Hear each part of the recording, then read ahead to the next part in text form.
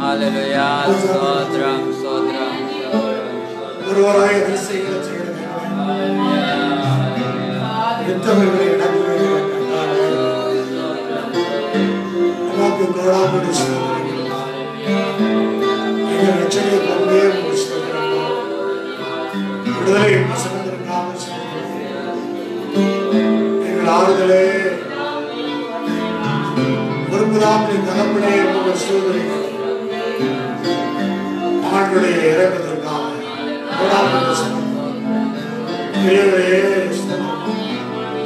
அன்பின் தேவனையே எங்களை அரவணைத்து நடத்துகிறவரே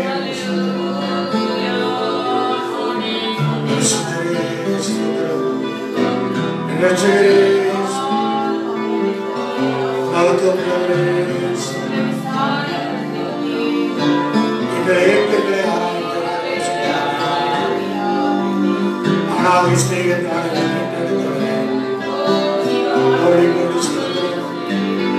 ஜீவ மாற்றத்தை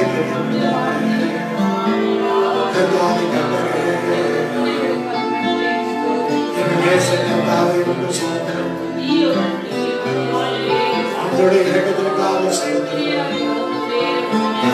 எங்களுக்காக பரிந்து பேசுகிறார்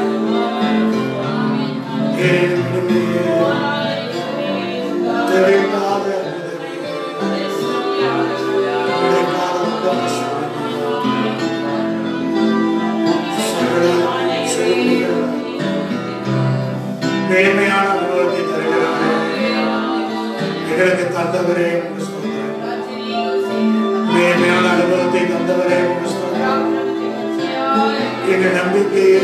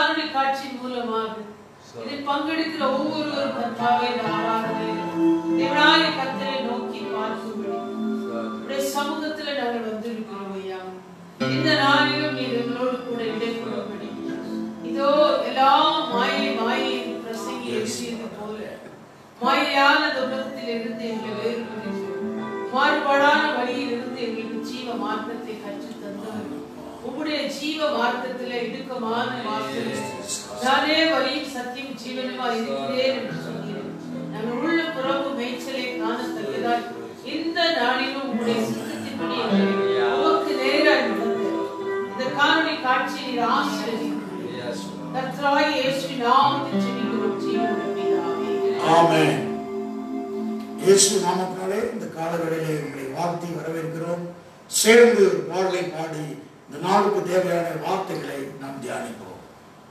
இயேசுவின் பின்னால் நான் செல்வேன், திரும்பி பார்க்க மாட்டேன். இந்த பாடலை சேர்ந்து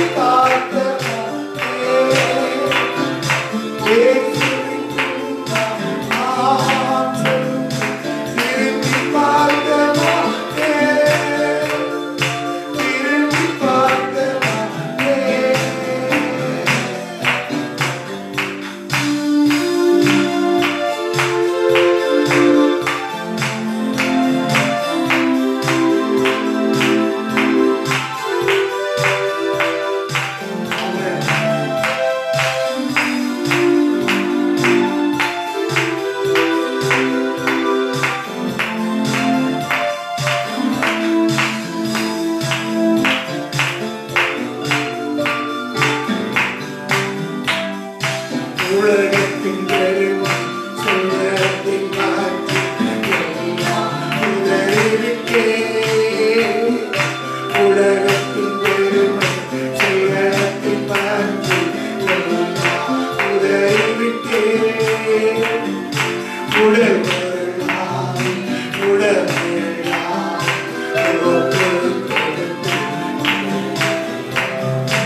உடல்வெல்லாம்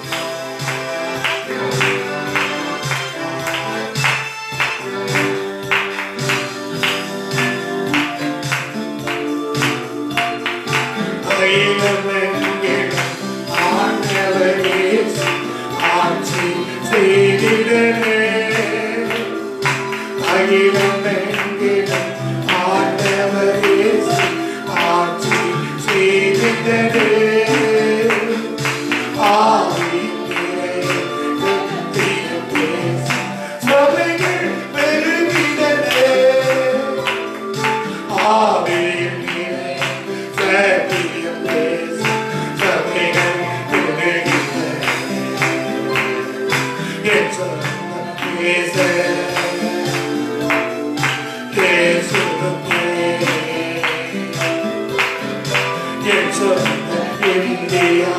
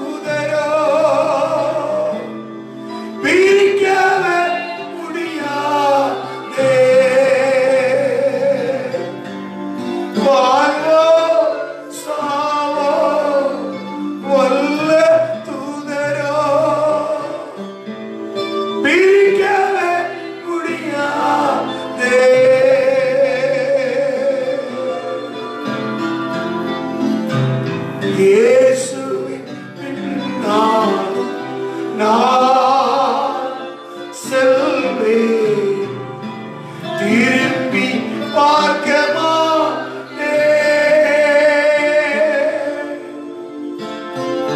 திரும்பி பார்க்க மாட்டேன்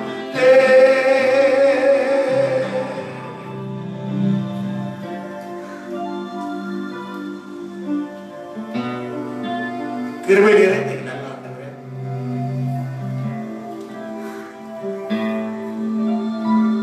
தேவனை கேட்டபடி சிந்தியாமல் மனசன் கேட்டபடி சிந்தித்த பேதுருடைய வார்த்தை இதெல்லாம் இருந்ததுனால சிலுவை மரணமே அவருக்கு முன்னால் வைத்து சந்தோஷத்தையே முன்னால் வைத்து ஓடினாரே தமக்கு முன் வைத்திருந்த சந்தோஷத்தை மறந்து சிலுவையை நிந்தை அவமானத்தை சகித்து சிலுவை மேல் வெற்றி சிறந்தவர்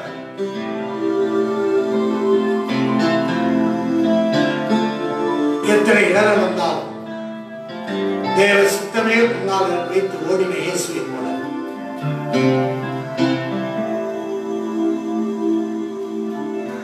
எங்களை இடரப்படக்கூடிய காரியங்களை எங்களை விட்டு அகற்றி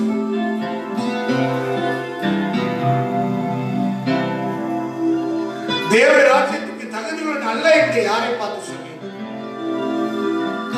கிளம்பையில் கை வைத்துட்டு பின்னிட்டு பார்க்கிறவர் தேவனுடைய ராஜ்யத்துக்கு தகுதியுடன் அல்ல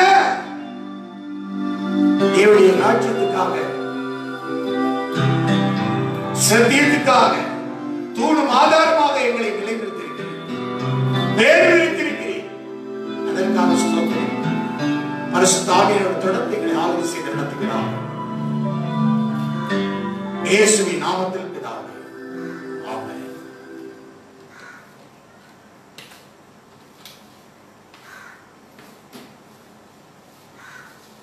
தேவனுடைய வார்த்தைக்கு நேராக தினம் தேவ சமூகத்திலே தேவனுடைய வார்த்தைக்காக வாஞ்சித்து கதரும் மான்களை நீரோடையில் வந்திருக்கிற மான்களை உங்கள் ஆத்மாவை திருப்தியாக்குவார் அவர். அல்லேலூயா.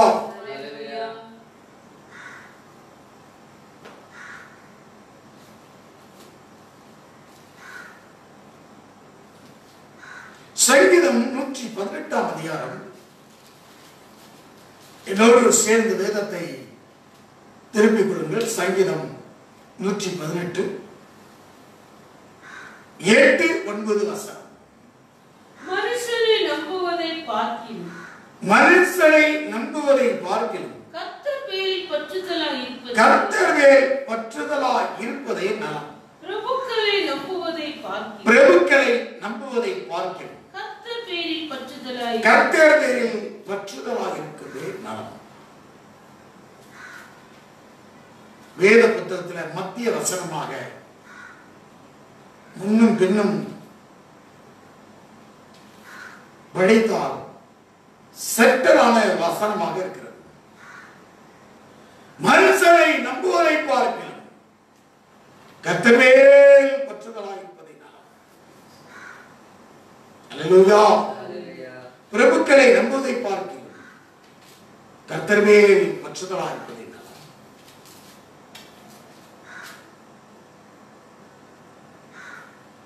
அவரை பற்றிக் கொள்ள வேண்டும். ஏசாயா தீர்க்கதரிசி புத்தகம் 2:22 வசனத்தை வாசிக்கலாம். ஏசாயா தீர்க்கதரிசி புத்தகம் 2 நாசியில் சுவாசமுள்ள மனுஷரை நம்புவதை விட்டுவிடுங்கள். எண்ணப்படுவதற்கு அவன் எம்மாத்திரம். நாசியில் சுவாசமுள்ள மனுஷரை நம்புவதை விட்டுவிடுங்கள். எண்ணப்படுவதற்கு அவன் எம்மாத்திரம்.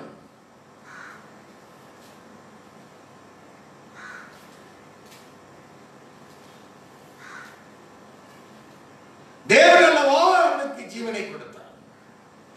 அவனை நம்புவதை விட கற்றுமை பற்றுதலா இருக்கிறதை நலம் நமக்கு.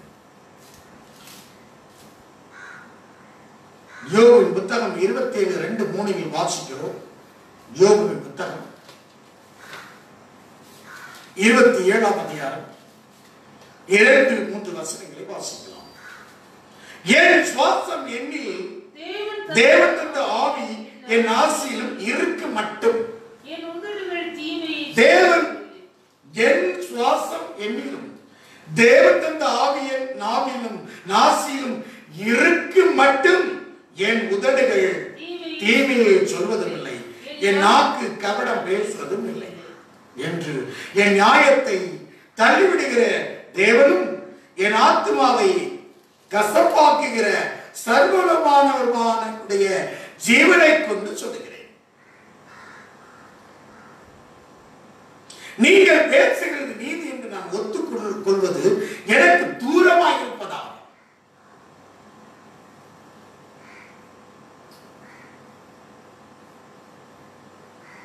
என் ஆவி பிரிய மட்டும் என் உத்தமத்தை என்னை விட்டு விலக்கேன். என் ஆவி பிரிய மட்டும் அவர் நண்பர்கள் மேல் அவர்கள் சொன்ன வார்த்தை மேல் நீதி என்று ஒத்துக்கொள்வது எனக்கு தூரமாயிருப்பதாக. சூழ்நிலையான வேலைகளில் உங்கள் உத்தமத்தை கெடுப்பதற்கு சூழ்நிலைகள் வரும். அவன் சன்மார்க்கனும் தேவனுக்கு பயனும் உத்தமனும். விசுவாசமே தேவன் விட்டுக் கொடுக்காம சொன்னார், இன்னும் அவன் உத்தமமாக இருக்கிறான் என்று சொல்லி. அதுதான் அவன் என் ஜீவன் உள்ள மட்டும் சொல்லுகிறான். என் நாசியில சுவாசம் இருக்கு மட்டும்.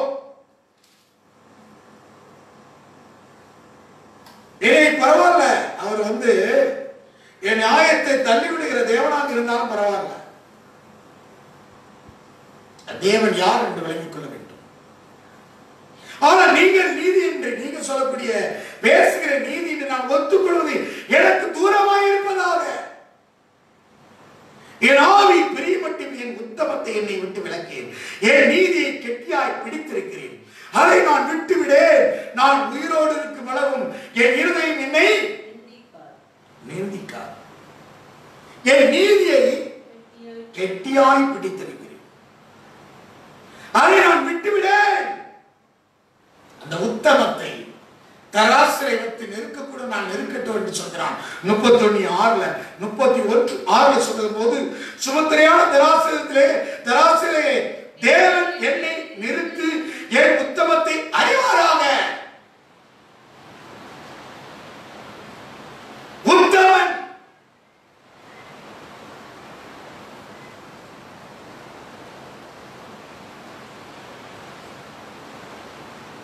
ஏதாவது சூழ்நிலையாக வேலையில கவனிக்க வேண்டும். நீங்கள் எப்படி கையாளுங்கிறது குறித்தான் இந்த நாள்ல பார்க்க போறோம். ஹேண்ட்லர் இன்னைக்குடைய தலைப்பு என்ன? நீங்க கையாளுதல். சூழ்நிலைகள் பிரச்சனையான வேலைகளை நீங்கள் எப்படி கையாள வேண்டும்ங்கிறதை நாம் வேதத்திலிருந்து எவ்வளவு பார்க்க முடியுமோ நேரத்துக்கு பார்க்கணும். நீ கையாளுது, நீ எப்படி ஹேண்டில் பண்ணணும்? ஹேண்ட்லர் கையாளுதல். அல்லேலூயா. நீ எப்படி கையாள வேண்டும் என்று வேதம் சொல்லுகிறது. வேதத்துல தேவனுடைய தாசர்கள் எப்படி கையாண்டார்கள் என்பதை குறித்து நாம் பார்க்க முடியும். யோபு ஒரு நல்ல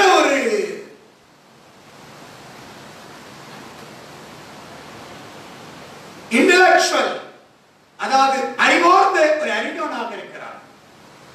ஆங்கிலத்தில் அதுக்கு இன்டலெக்சுவல் சொல்லப்பட்டிருக்கிறது.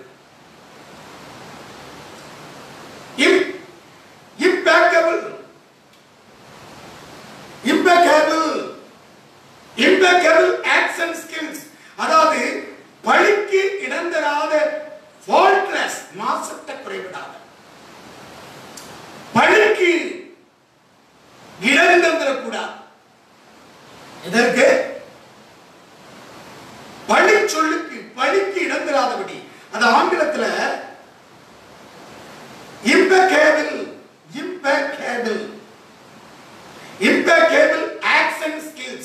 அதாவது பழிக்கு இடந்தராத faultless, மாசற்ற, குறைபடாத ஒரு தலைமை, கையாளக்கூடிய தன்மை தேவை. ஒரு பொறுப்புரை உடையவன் பழிச்சொல்லை பழிக்கு இடம் கொடுத்தக்கூடாது. அவ்வளவு அறிவார்ந்த அறிஞன் யார் சொல்றாங்க? அறிஞன்னா நம்ம யோபு ஒரு அறிஞன். வேதத்துல அறிஞன் என்று சொன்னால் இன்டெலெக்சுவல், அறிவார்ந்த அறிஞன். யோபு ஒரு அறிஞன். இந்த விதத்துல அட்டர்னியட் லா, வழக்கறிஞர். வேதத்துல இதுக்கு பல இந்த ஹேண்ட்லரை பல துறையில பல விதமாக உபயோகப்படுத்துகிறாங்க. ஒவ்வொரு துறையிலையும் ஒவ்வொரு விதமாக அந்த ஹேண்டில் பண்ற தலைமைத்துவத்துக்கு பெயர் கொடுக்கிறது. ஒவ்வொரு துறையிலும் ஒவ்வொரு விதமாக சொல்லப்பட்டிருக்கு. ராணுவ தளபதி ஜெனரல், ராணுவ தளபதிக்கு சொல்லப்பட்டிருக்கிறது ஜெனரல். ஒரு பெரிய ஒரு தளபதி, ராணுவ தளபதி ஜெனரல். விமான தளபதிக்கு ஏர் சீஃப் மார்ஷல். கடற்படை தளபதிக்கு அட்மிரல். எல்லாத்துக்கும் ஒரு தளபதி என்றால் என்னன்னா கையாள தெரியும், ஹேண்டில் பண்ண தெரியும். ஹேண்ட்லர், கேப்டன், சின்ன கப்பல் சரக்கு கப்பலுக்கு ஸ்கிப்பர். ஒவ்வொரு துறையிலும் உனக்கு டீச்சிங் லைன்ல வந்து டீச்சர், ஹெட்மாஸ்டர், பிரின்சிபல், ஒவ்வொன்றுக்கும் ஒவ்வொரு எதுகள் சொல்லப்பட்டிருக்கிறது.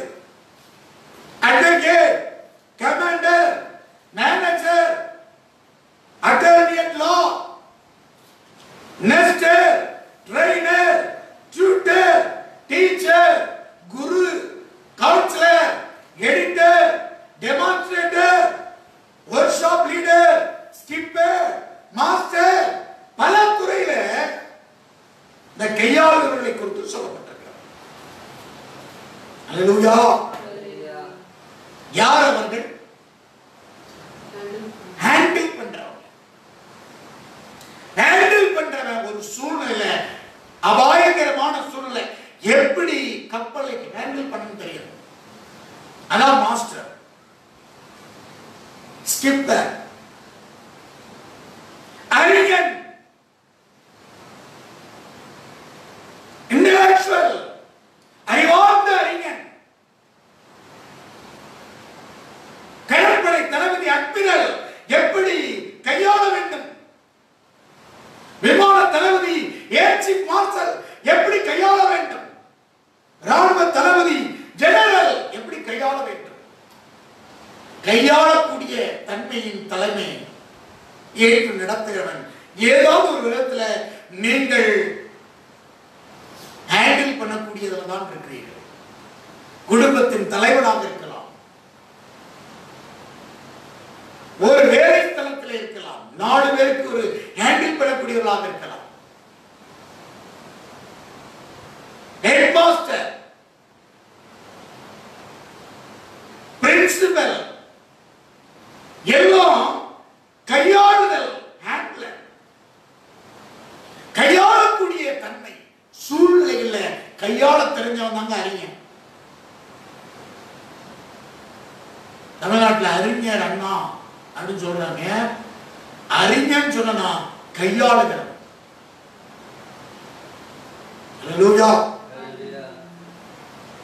அவங்களுடைய கொள்கைய நிறைவேற்றுக்காக ஒரு புரட்டி, அவங்களுடைய ராஜ்யத்தை புரட்டி போட்டாங்க.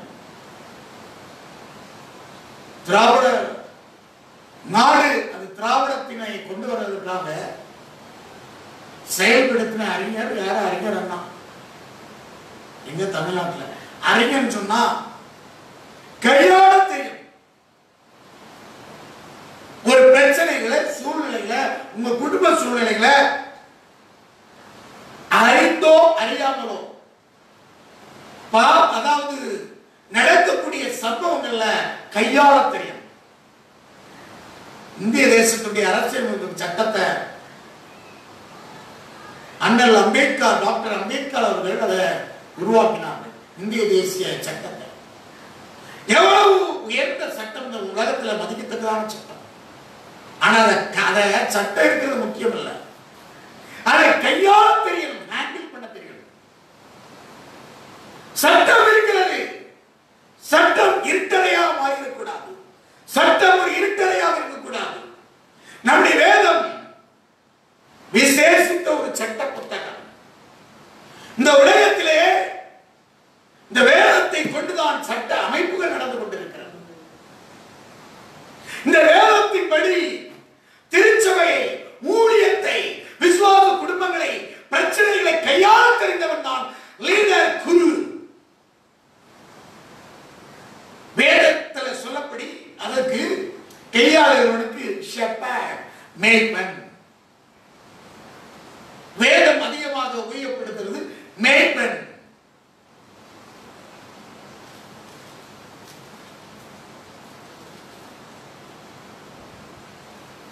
அங்கே இருந்த தொழில், அதற்கு பிரதானமான தொழில் விவசாயமும் என்ன, மேய்ச்சலும் நிலங்களும். அதனால்தான் அந்த மேய்ப்பன் ஆடுகள் விளக்கமாக ஜனத்துக்கு புரியதுக்காக ஒரு கையாளக்கூடியவனுக்கு மேய்ப்பனாகவும் ஜனத்திற்கு ஆடுகளாகவும் வேதம் எம்பித்து பிரகடனப்படுத்தி பேசுகிறது. ஒரு மேய்ப்பன் எப்படி கையாள வேண்டும், தேசத்தின் தலைவன் எப்படி கையாள வேண்டும், வேதம் இந்த உலகத்திலே எல்லாருக்கும் சொல்லக்கூடிய இந்த வேத புத்தகம் கையாளக்கூடிய தன்மையை வேதம் எடுத்தாழ்ந்து பேசுகிறது. எந்த சூழ்நிலை எப்படி நடக்கும், அதை கையாளும் உங்களுக்கு அது அறிவார்ந்த செயலை இந்த வேதம் எடுத்துரைக்கிறது. இம்பெக்கபிள் ஆக்ஷன் ஸ்கில், பழிக்கு இடந்தராத, ஃபால்ட்லெஸ், மாசற்ற, ஒரு குறைபடாத சமூகமாக, சபையாக காணப்பட வேண்டும். ஒருவேளை பலிச்ச விடக்கூடாது. கையாள தெரியவன், சட்டங்கள் இருந்தாலும் கையாள தெரிய வேண்டுமே. இந்த இந்தியாவில் சட்டங்கள், நல்ல சட்டங்கள் இருக்கிறது, ஆனால் கையாள தெரியவர்கள் வேண்டும். மிக்க கையாள தெரிய அறிவார்ந்த அறியன் தேவை. ஏதாவது தேசம் எதுக்கு அப்போஸ்தலன் பவுல் அந்த தேசத்தின் தலைவர்களுக்காக ஜெபிக்க சொல்றாருன்னா இதான் நல்ல கையாளக்கூடிய தலைவர்கள் தேவை. அதற்காக நாம் ஜெபிக்கிறது. பிரதானமாக புத்தி என்னவெனில் இந்த தேசத்தை ஆளுகை செய்வதற்காக ஜெபம் பண்ண சொல்லுகிறார். ஏன் கையாள தெரிய வேண்டும். தேசத்தில் சட்டம் இருக்கிறது, அது எப்படி கை கொள்ளுகிறார்கள். கையாள தெரியும். கை கொள்ளுதல் வேற, கையாளுதல் வேற. அல்லேலூயா. அதை சரியானபடி அதை கையாள வேண்டும். எந்த சூழ்நிலையும் கையாள தெரிய வேண்டும். ஆண்டவருடைய நாமத்துக்கு மகிமை உண்டாகட்டும். அந்த கையாளக்கூடிய தன்மையை நம்முடைய வேத பிரமாணம் அருமையாக எடுத்து சொல்கிறது. எந்த விதத்தில், எந்த நேரத்தில் எப்படி கையாள வேண்டும்.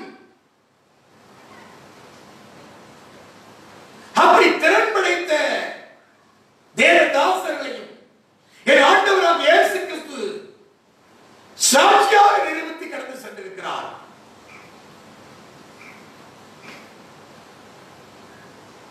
பாவத்தை, மரணத்தை ஜெயித்திருக்கிறார். கையாண்டார். எப்படி கையாண்டார்? சமநிலை பிரமாணத்தை கையாண்டார். பரிசுத்தம் இருந்தது, அவர்களுக்கு நீதியும் இருந்தது. ஹேண்டில் பண்ண தெரியும். அது ரொம்ப முக்கியம். பழிக்கு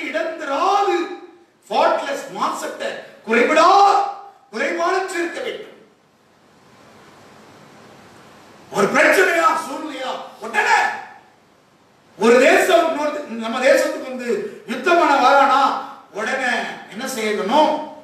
ஹேண்டில் பண்ண தெரியும். அதுதான் ராணுவ தளபதியுடைய ஜெனரலுடைய வேலை, விமான தளபதி ஏர்ஷிப் மாஸ்டருடைய வேலை, கடற்படை தளபதி அட்மிரலுடைய வேலை. கையாள தெரிய வேண்டும்.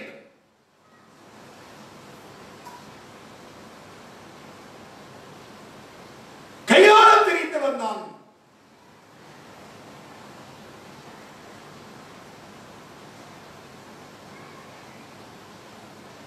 தலைவராக நடத்துகிறவராக இருக்க முடியும். குடும்பத்தை நடத்துவது ஒரு விசேஷித்த கருணை.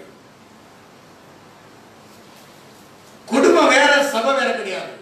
குடும்பம் தான் பல குடும்பம் சொன்னா சபை.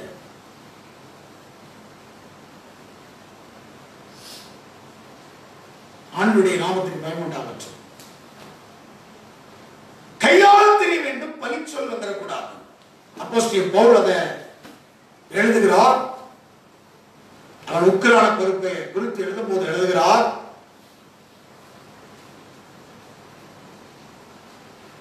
2 கொரிந்தியர் 6ஆம் அதிகாரம் 1ஆவது வசனம். தேவனுடைய கிருபையை நீங்கள் விருதமாய் பெறாதபடிக்கு உடன் வேலையாட்களாகிய நாங்கள் உங்களுக்கு புத்தி சொல்கிறோம்.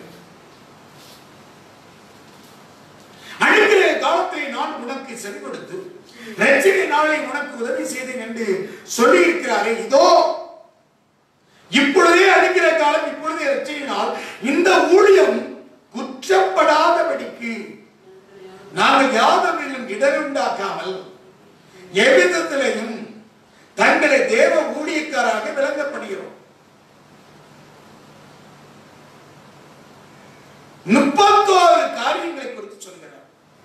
மிகுந்த பொறுமை, உபத்திரம், நெருக்கம், இடுக்கங்கள், அடிகளிலும் காவல்களிலும் கலகங்களிலும் பிரயாசங்களிலும் கண்மணிப்பிலும் உபவாசங்களிலும் கற்பிலும் அறிவிலும் நீடிய சாந்தத்திலும் தயவிலும் பரிசுத்தாவினாலும் மாயமற்ற அன்பிலும் சத்திய வசனத்திலும் திவ்ய பலத்திலும் நீதியாக வலதிடது பக்கத்தில் ஆயுதம் தரித்தவர்களுக்கு தரித்திருக்கிறதிலும் கணத்திலும் கனவினத்திலும் துர்க்கிருத்திலும் நற்கிருத்திலும் எத்தனை எண்ணப்பட்டாலும் ரெஜிஸ்டர் எண்ணப்பட்டாலும் அறியப்படாத எண்ணப்பட்டாலும் நன்றாக அறியப்பட்டவர்களாகவும் சாதனங்கள் எண்ணப்பட்டாலும் உயிரோடுகளாகவும் தண்டிக்கப்பட்டவர்கள் எண்ணப்பட்டாலும் கொல்லப்பட்டவர்களாகவும் துன்பப்படுவர்கள் எண்ணப்பட்டாலும் எப்பொழுதும் சந்தோஷப்படுவர்களாகவும் தரத்தில் எண்ணப்பட்டாலும் அநேகரை ஐஸ்வர்யவாக்காகவும் ஒன்றுமில்லாத எண்ணப்பட்டாலும் சகலத்தை உடையவர்களாகவும் எங்களை விளங்க பண்ணுகிறோம். கொரிந்தியரே, எங்கள் வாய் உங்களோட பேச திறந்ததுக்கு எங்கள் இருதயம் பூரித்திருக்கிறது.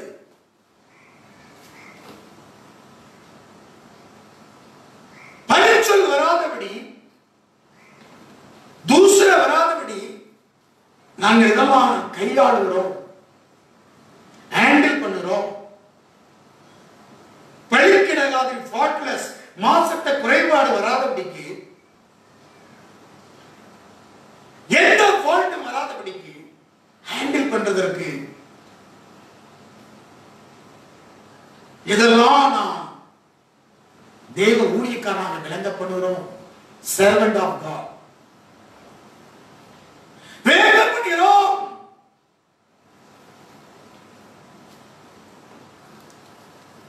அவருடைய தகுதி தேவனாலே உண்டாயிருக்குது என்று சொல்கிறார்.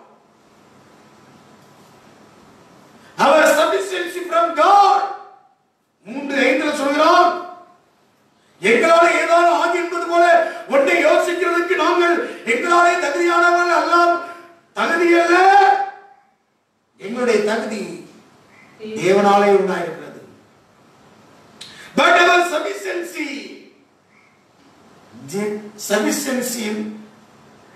in front of God, என்னுடைய தகுதி யாரால் உண்டாயிருக்கிறது? தேவனால உண்டாயிருக்கிறது.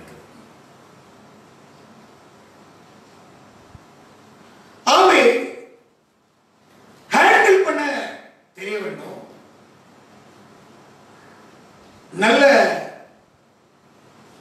யோபு நல்ல வழக்கறிஞராக இருக்கிறான். அட்டர்னரி அட் லா, உங்க நீதி எனக்கு தூரமா இருக்கட்டுமான்ட்டான்.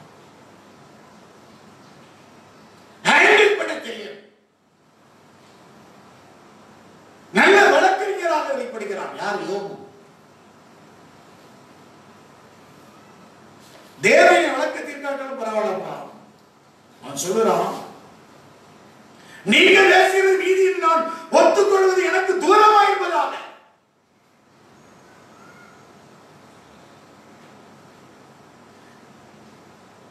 அட்டர்னரி அட் லா, வழக்கறிஞராக ஹேண்ட்லர் கையாளக்கூடியவனாக இருக்கிறான். சரியான கையாள சூழ்நிலைகள்ல சரியானபடி கையாள தெரிந்தவன். அதான் நல்ல லாயர். வழக்கு விவாதத்தை சரியா கையாளுகிறான்.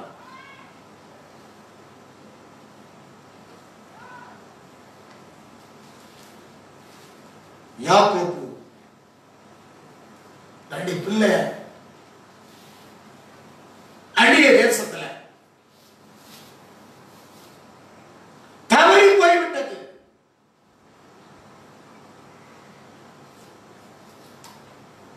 அங்க ஒரு வாலிபன் இருந்தான், சேகேம். அவனோடு கூட செயலித்து விட்டான்.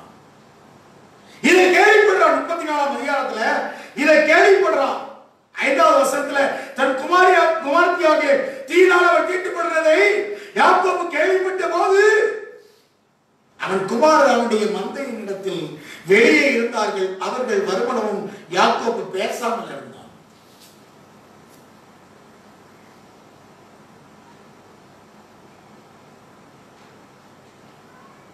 அவனுக்கு 12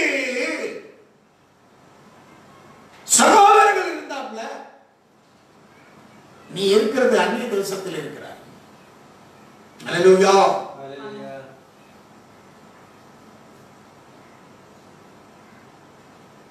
அந்த வேளையிலே இந்த பிரச்சனையை சால்வ் பண்றதற்கு கையாளுவதற்கு யாக்கோபை குறித்து பார்க்கும்போது அந்த நேரத்தில் சீகேமின் தகப்பனாகிய ஏபோர் புறப்பட்டு யாக்கோபை பேசும் மண்டலத்தில் வந்தார்.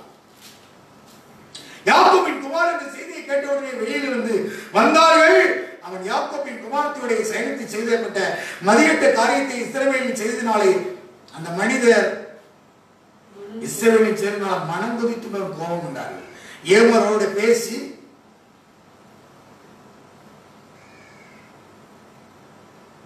குமாரனை சீகேமின் மனது உங்கள் குமாரத்தின் மேல் பற்றுதலாக இருக்குது, அவளை அவனுக்கு மனைவியாக கொடுங்கள். நீங்கள் எங்களோட சம்பந்தங்கள் கலந்து உங்கள் குமாரத்திகளை எங்களுக்கு கொடுத்து எங்கள் குமாரத்தில் உங்களுக்கு கொண்டு எங்களுடைய வாசம் பண்ணுங்கள். தேசம் உங்களுக்குமாக இருக்கிறது, இதிலே குடியிருந்து வியாபாரம் பண்ணி பொருள் சம்பாதித்து அதை கையாண்டு கொள்ளுங்கள். சீகேமின் தகப்பன் அவன் சகோதரை நோக்கி, உங்கள் கண்கள் எனக்கு தயவடைக்க வேண்டும் என்று நீங்கள் இடத்துல அதை கேட்டுக்கொண்டு தருகிறேன். எனக்கு பரிசமும் வெகுதியும் நீங்கள் எவ்வளவு கேட்டாலும் உங்களுக்கு சொற்படி தருகிறேன். அந்த பெண்ணை மாத்திரம் எனக்கு மனைவியாக கொடுக்க வேண்டும் சொல்லலாம்.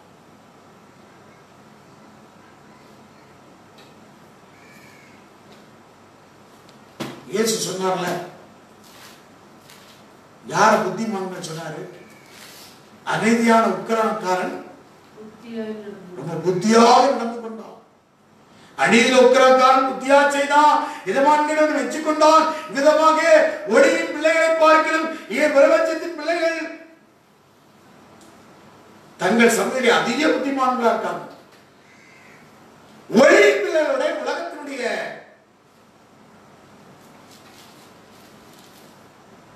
பிரபஞ்சத்தினுடைய பிள்ளைகள் ரொம்ப புத்திசாலியா இருக்காங்க. யாக்கோபு யார்? யாக்கோபுடைய சந்ததி என்ன?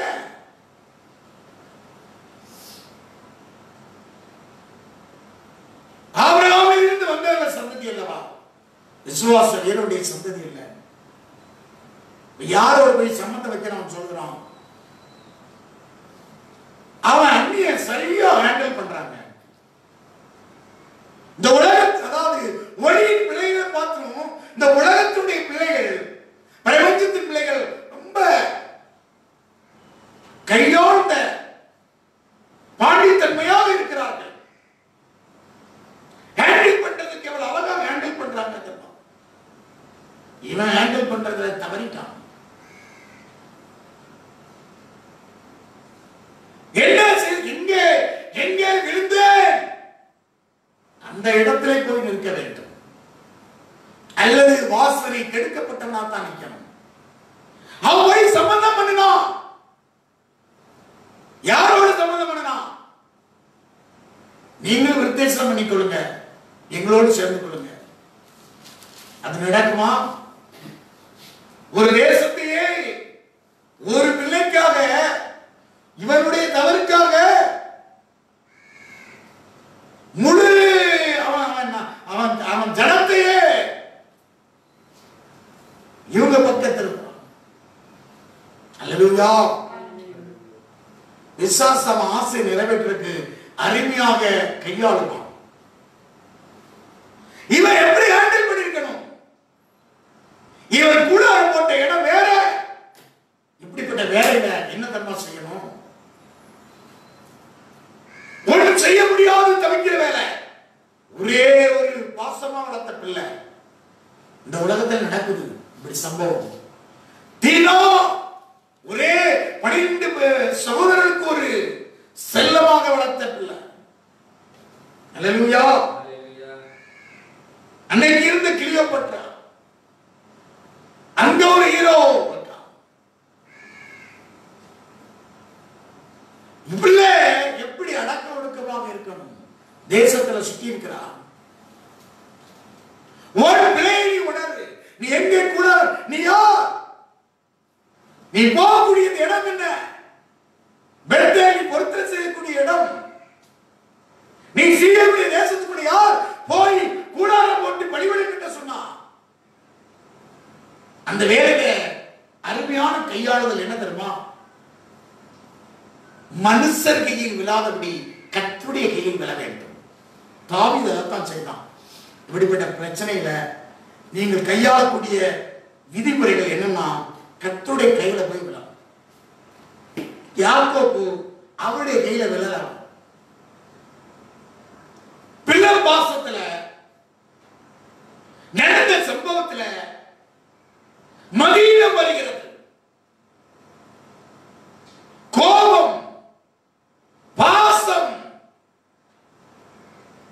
நெருக்கம், இதெல்லாம் மதீனத்தை கொண்டு வந்து ஹேண்டில் பண்ணக்கூடிய ஒரு தகப்பன், ஹேண்டில் பண்ணக்கூடிய தகப்பன் தேவனுடைய கரத்தில் விழுகிறதான் நல்லா. தாவீது எல்லாம் செய்யலாம். தாவீது செய்த நல்ல ஒரு தலைவனாக இருக்கிறான்.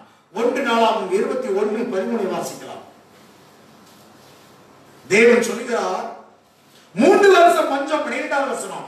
3 வருஷம் பஞ்சமோ அல்லது பகையின் பட்டயம் உன்னை பின்தொடர உன் சத்துருக்கு முன்பாக முறித்தோட செய்ய 3 மாதமோ அல்லது 3 நாளா ஒரு தூதனை இஸ்ரவேல் எல்லாரையும் சங்காரம் பண்றதுக்கு நான் அனுப்புறதுக்கு எதை நீ தெரிந்து நீ யோசித்து பாருங்கன்னு சொன்ன உடனே அந்த முடிவு, அந்த அடுத்த டைம்ல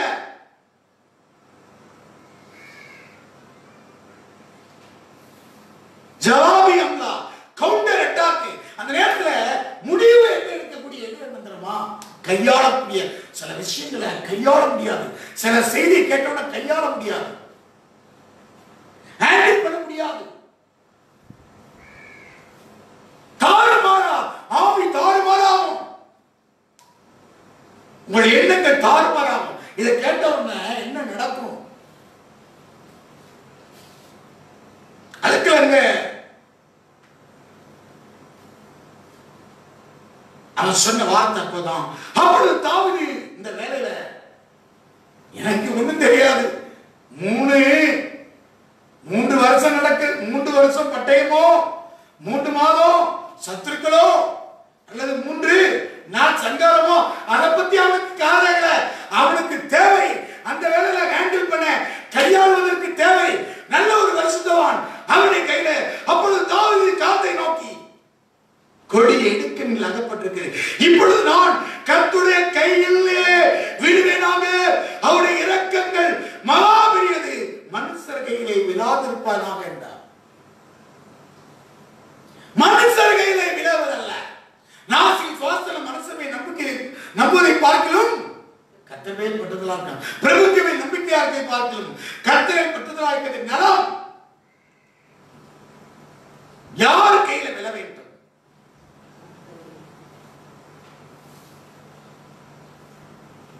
கையாளக்கூடிய தேவனுடைய சமூகத்துல நாம் இந்த வேதத்தை கொண்டுதான் கையாள வேண்டும். தன்னை கொஞ்சம் தாழ்த்தி கையாள வேண்டும். அவர் ரெட்டுடுத்தி சாவலிலே அவனும் ஜனங்கள் போய் லீடர் உட்கார்ந்திருக்காங்க. ரெட்டி போட்டு கொண்டு மூங்கப்பர விழுந்து கிடக்கிறாங்க. 70ஓட நின்னுச்சு. 70,000 70,000 70,000 பேர் மடிந்தாங்க. கர்த்தர் தீங்கு செய்ய மனத்தாப்பட்டு போதும் நிறுத்து என்று சொன்னார். போதும் நிறுத்து.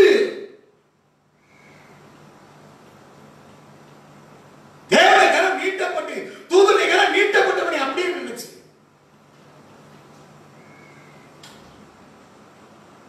அப்புறம் உரையில போடு சொன்னார். இதற்கு கையாளக்கூடிய தன்மை ஒரே வழி. கையாளக்கூடிய தன்மை இப்படிப்பட்ட சூழ்நிலை இயேசு ஆத்தும வியாகுலப்பட்டு திகிலடைந்திருக்கும் போது கெத்செமனே தோட்டத்தில் போய் ஜெபம் பண்ணினார். பிதாவே, உமக்கு சித்தமான அந்த பாத்திரம் என்னை விட்டு நீங்கி கிடவது. ஆயினும் என்னுடைய சித்தத்தின்படி அல்ல, உம்முடைய சித்தத்தின்படியே ஆக கிடவது. லூக்கா 22:42 வாசிக்கிறோம். அவருடைய கையிலே விழ.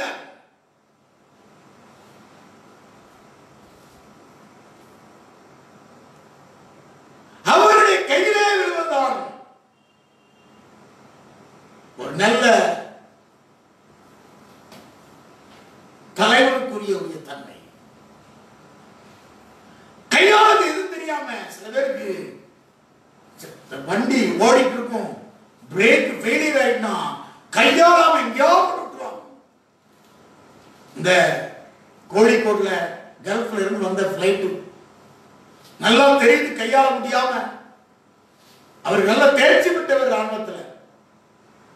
கையாள மழை, சரியான மழை, ரன்வே ஓடுறதுக்கு சின்ன ரன்வே ஓடுதலும் 2500 மீட்டருக்கு மேல இருக்கணும், குறையத்தான் இருக்கிறது. 1750 தான் இருக்கிறது. வேகமாக ஓடணும். மழை, அதிகமான மழை, காற்று மழை, நிச்சயமாக ஏதாவது நடக்கப்படுது. கையாளுகிறோம். மேல பறக்கும் போது அவ்வளவு எரிபொருளையும் பெட்ரோலையும் காலி செய்திருக்கிறார். எவ்வளவோ கையாண்டு ஜனத்துல மிகுதியான பேரை தப்புவித்திருக்கிறார். 209 பேர், அதுல அவரும் கூட சேர்ந்தது 10 பேர். ஒரு உதவி பைலட், இன்னொரு ட்ரைனிங் பைலட், 6 பணிப்பெண்கள்.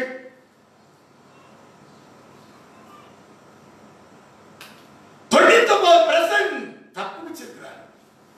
அது மோதி எரிஞ்சு அப்படியே அவ்வளவு சத்திருக்க வேண்டும். கையாண்டு இருக்கிறான் பாருங்க. அந்த வேலையில அதுதான் கையாளக்கூடிய தன்மை. பைலட் அவருடைய வேலையும் சுமந்து சென்று கொண்டிருக்கிறான். அல்லேலூயா. கேட்கவர் பண்றதும் சரி, ஏறதும் இறக்குறதும் சாதாரணங்கள்ல. அல்லேலூயா.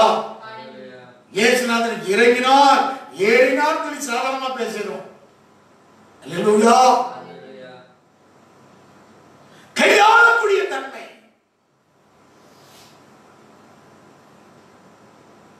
அவர் அவ்வளவு கையாண்டனால அந்த பைலட் அது வெடிச்சு பற்றிட்டு எரிந்து அவ்வளவு பேர் சாப்பிடல. இன்னைக்கு அவரை பாராட்டுறாங்க. அவர் இழந்து போயிட்டார். அதே போல இயேசு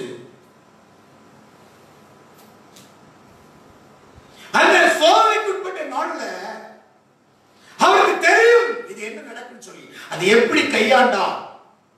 தன்னை பிதாவின் சித்தத்துக்கு ஒப்பு கொடுக்கிறார். யாக்கோபு அப்படி கையாளல. தாவீது விழுந்தான், கொஞ்சம் நாசம், 70,000 பேர் இறந்தான். இழப்புகள் உண்டு, ஆனால் நீ கையாள தெரிய வேண்டும். சேதாரம் இல்லாமல் ஆதாரம் கிடையாது.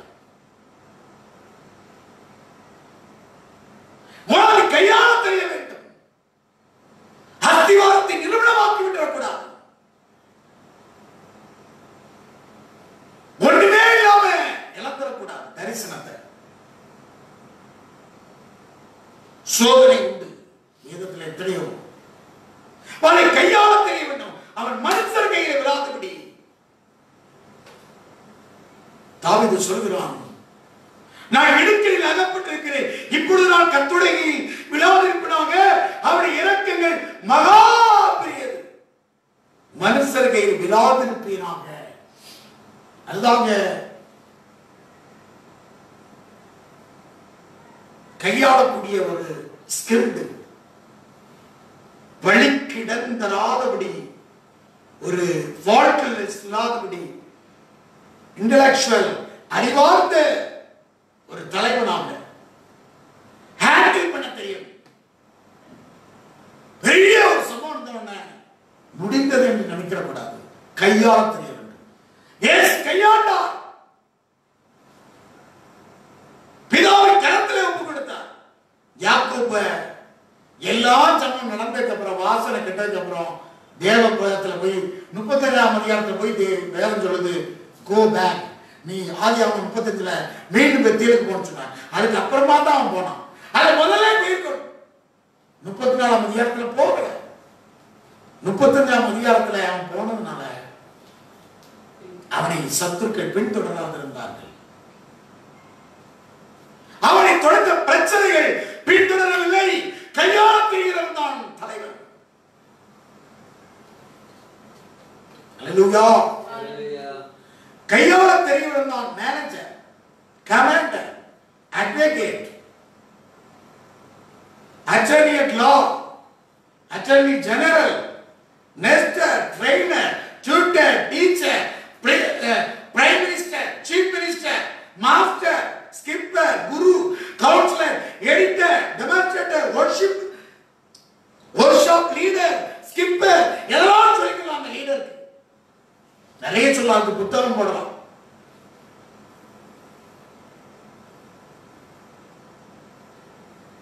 அதை கையாள தெரிய வேண்டும்.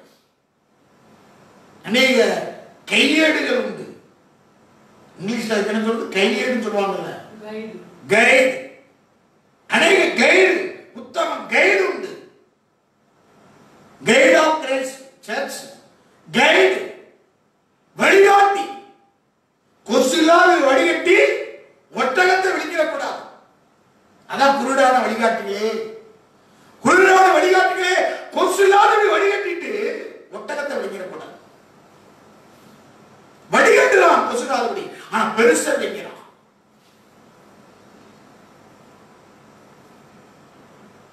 கையாளக்கூடிய தன்மை வேண்டும்.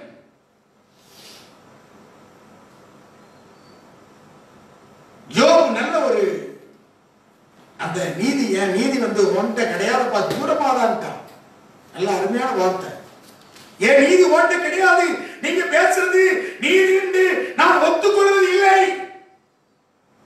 தூரமாயிருப்பதாக என் ஆவி பிரியும் மட்டும் என் உத்தமத்தை இருந்து விளக்க என் நீதியை கெட்டியாய் பிடித்திருக்கிறேன். அட்டர்னரி ஆஃப் லா, அவன் தான் உண்மையான வழக்கறிஞர், லாயர். வேற அட்டர்னரி அட் லா, ஹேண்டில் பண்ண தெரியணும். அவன் தான் அட்வொகேட்.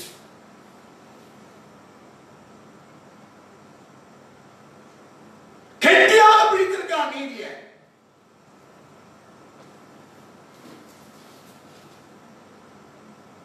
இவன் செய்தது, யாக்கோபு செய்தது என்ன?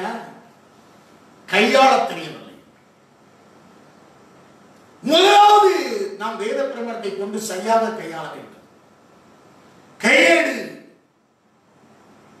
டீச்சர் ட்ரைனிங் படிக்கிறதுனால டீச்சர் ஆயிட முடியாது. அந்த பிள்ளைகளை கையாள தெரியும், ஸ்டூடெண்ட்ஸை கையாள தெரியும். ஹல்லேலூயா.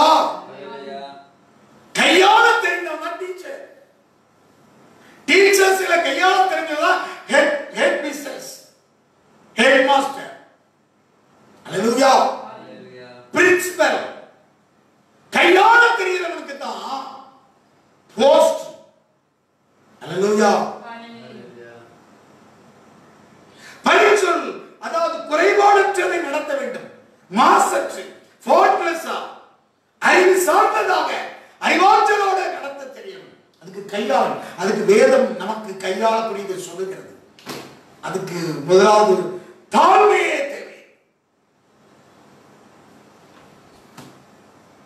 லூக்கா 16ஆம் அதிகாரத்துல அவன் கையாளுறது, அவன் ஒரு உக்கிரானக்காரன்.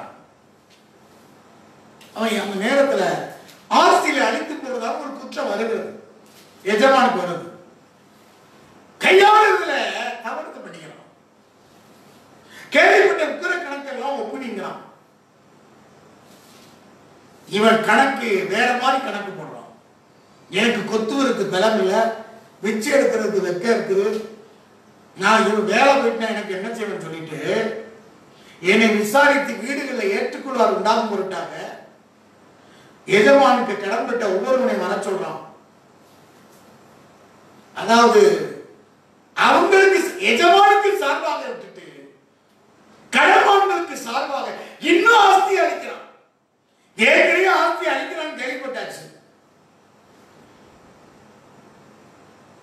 இன்னும் ஆஸ்தி அளிக்கிறான்.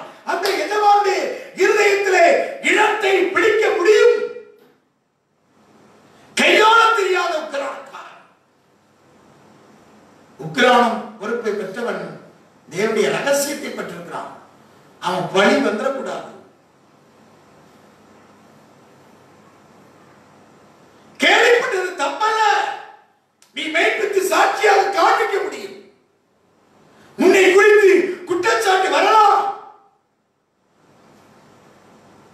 விமர்சனம் இல்லாதது எந்த ஃபீல்டும் கிடையாது, எந்த துறையும் கிடையாது. விமர்சனம் இல்லாத, விமர்சனம் இல்லாதது விலை போகாது. விமர்சனம் உள்ளதான் விலை போகும். கடியுள்ள மரத்தில் அடி உண்டு.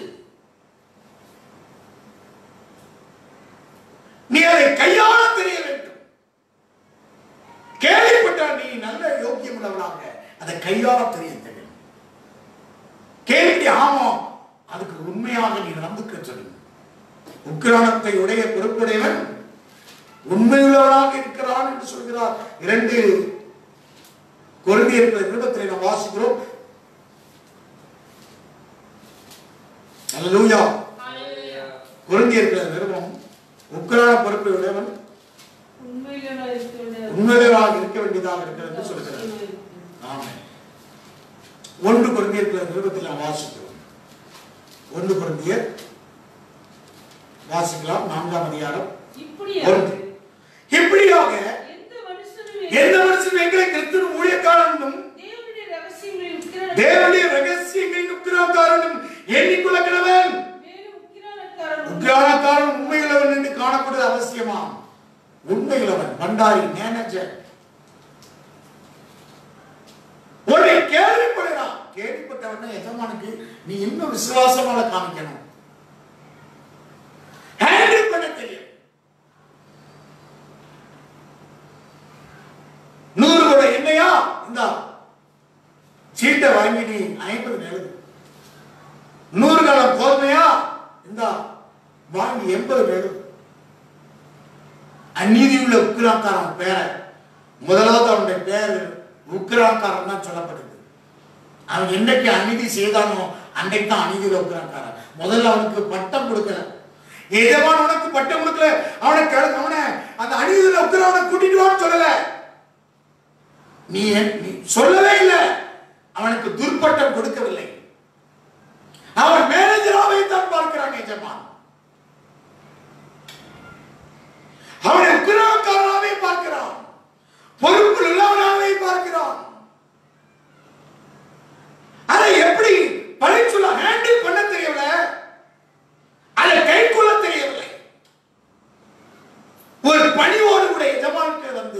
அவனுக்கு விசுவாச யோக்கியமாக உண்மையாக நடந்திருக்க வேண்டும். ஆகவே அவன் பேர் அணியில் உக்கிரானக்காரன் என்று வேதம் சொல்லுகிறது. கொஞ்சத்திலே உண்மையுள்ளவன் அநேகத்துக்கு உண்மையாக இருக்கிறான், கொஞ்சத்திலே அணியுள்ளவன் அநேகத்துக்கு அணியுள்ளவன் என்று சொல்கிறார். அநீதியான உலக பொருளை பற்றி நீங்கள் உண்மையாவிட்டால் யாருமே நம்பி உங்களிடத்தில் மெய்யான பொருளை ஒப்பிப்பார். அப்ப இந்த அநீதியான உலக பொருளை, இந்த உலகத்தில் இருக்கிற பொருளை கூட அட்மினிஸ்ட்ரேஷன் சரியானபடி கையாளக்கூடிய தன்மை தெரிய வேண்டும். சுத்தத்தன்மை பாண்டியத்துவம் சொல்லுவாங்கல்ல, கையாளக்கூடிய பாண்டியத்துவம் தேவை.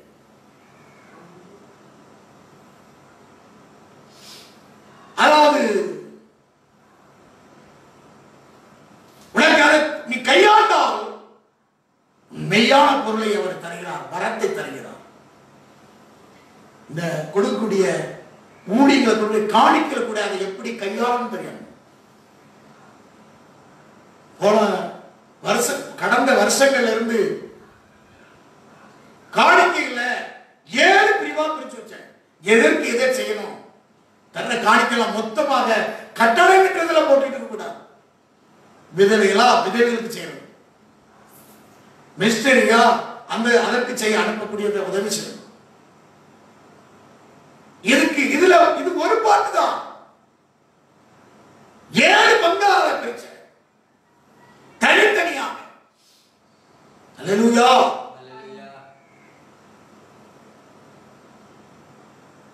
எல்லாம் ஒழுங்குக்கிரமாக நடக்கும் சொல்லுது. அப்ப வேதம் சொல்கிறது அதுல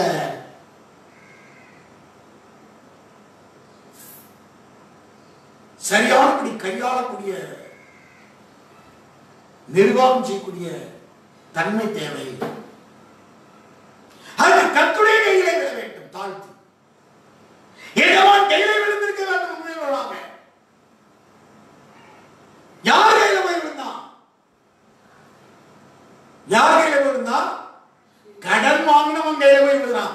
எவ்வளவு பெரிய ஒரு அயோக்கியத்தனம். எஜமான நம்பி உன தந்து அவளுக்கு தந்தவர ஒரு கடன் வாங்கினவன் நீ கொடுத்த உன்னை எப்படி அவன் மதிப்பா?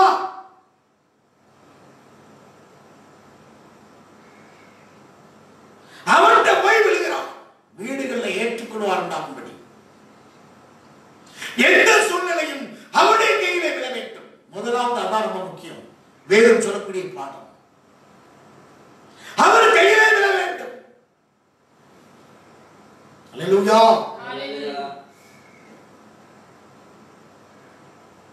ஏசு முதலாவது ஜெபம் பண்ணக்கூடாது. கெத்செமனேல போய் அவர் கையிலே ஒரு சித்தத்துக்கு ஒப்பு கொடுத்து விழணும். யாக்கோபு செய்யல. நடந்து விழுகிறான். மனுஷர் கையிலே விழாத. தேவனுடைய ராஜ்யம் கையாளுவதற்கு முதலாவது தேவை ஜெபம். அப்படிப்பட்ட சூழ்நிலைகள்ல தடுமாறி போதா முதலாவது நீங்கள் செய்யக்கூடிய ஜெபம் கர்த்தருடைய கையில விழுவோம்.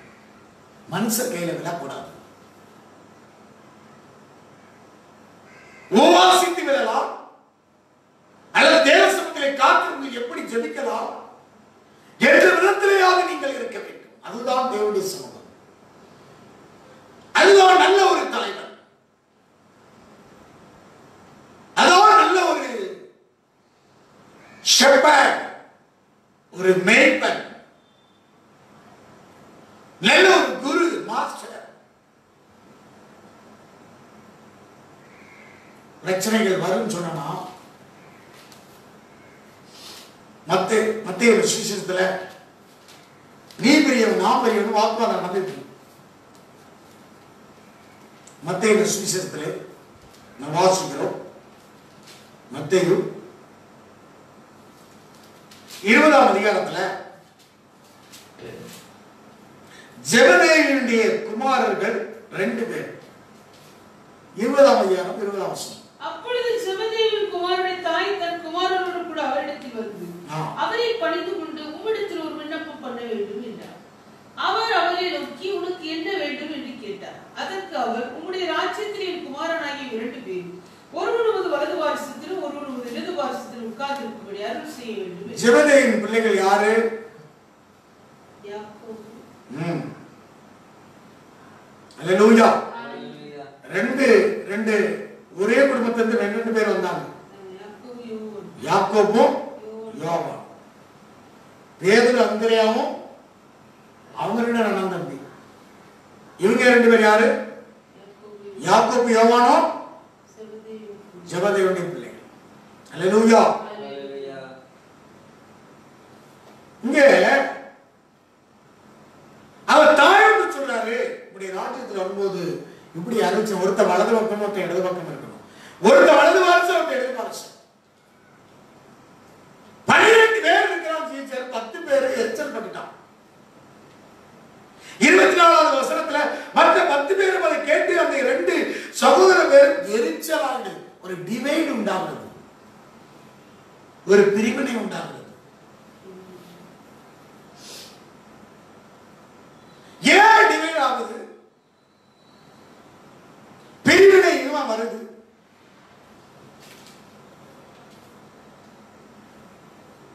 இந்த பிரச்சனையில இவங்களுக்கு இப்படி இருக்குன்னு தெரிஞ்சுட்டாரு.